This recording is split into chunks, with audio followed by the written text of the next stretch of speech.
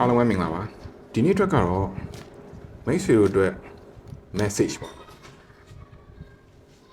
angels တွေ guidance တွေကပေးတဲ့ message ကိုကျွန်တော်အနေနဲ့ဘာသာပြန်ပေးမှာဖြစ်ပါတယ်အဲ့တော့ခုဗီဒီယိုကိုကြည့်နေတဲ့မိတ်ဆွေတို့ကို universe က message တွေကဘာတွေဖြစ်နေမလဲ angel တွေ guidance တွေရဲ့ message တွေကဘာတွေဖြစ်နေမလဲဆိုတဲ့အကြောင်းလေးကိုကျွန်တော်အနေနဲ့ reading လုပ်ပေးပါမှာဖြစ်ပါတယ်အဲ့တော့ကျွန်တော်ဆက်ပြီးတော့ဆွဲပါမယ်ဒီကအမျိုးအစားလေးကြာပါလေဒီ angels ကညီကတော့ green tara လို့ခေါ်ပါတယ် green tara က supreme protection လို့ခေါ်တဲ့မိတ်ဆွေတို့မှာကြုံတွေ့နေရတဲ့အန္တရာယ်တွေကိုအမြင့်ဆုံးအခြေအနေကနေကာကွယ်ပေးနေတယ်ဆိုပြီးတော့အဓိပ္ပာယ်ရပါတယ်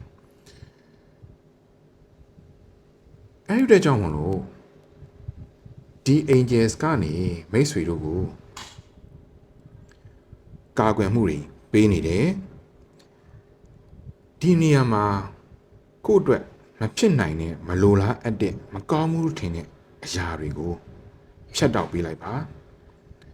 နောက်တစ်ခုကကိုယုံကြည်မှုထားပါနောက်တစ်ခုကကိုလှုပ်ချင်တဲ့အရာဖြစ်ချင်တဲ့အရာတွေကိုဘာမှ limiting လို့ခေါ်တဲ့ကန့်သတ်မှုတွေမထားဘဲနဲ့ရဲရဲရင့်လှုပ်ဆောင်ပါ Green Terra Angels ကမိတ်ဆွေတို့ကိုကာဝယ်ပေးနေတယ်ဆိုပြီးတော့ message တဲ့စကားတစ်ခုကိုကျွန်တော်အနေနဲ့ဘာသာပြန်ပေးလိုက်ရပါတယ်အားလုံးကိုကျေးဇူးတင်ပါတယ်ကျွန်တော်တို့နောက်ဗီဒီယိုမှာပြန်တွေ့ကြပါမယ်